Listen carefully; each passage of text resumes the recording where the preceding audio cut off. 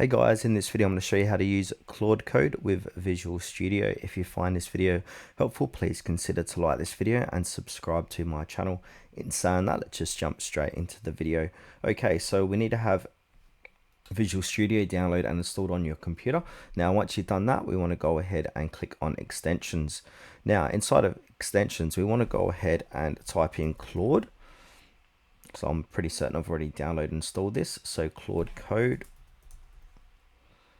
Now we want to get it by Anthropic, so here it is here. So we want to go ahead and install this. So as you can see, I've already got this installed. Now once you've downloaded and installed it, this should already be enabled inside of Visual Studio. So there's not much more you can add to it. So once you've installed it, you're pretty much good to go. Now if we go ahead and pay attention to our far right, we can see Claude Code. So we can go ahead and open it up here. Then once we've done that, we can log in by using your Claude AI subscription. So Claude Code can be used with your Claude subscription or build based on API usage for your console account. So how do you want to log in? So you can log in via your subscription or your Anthropic console.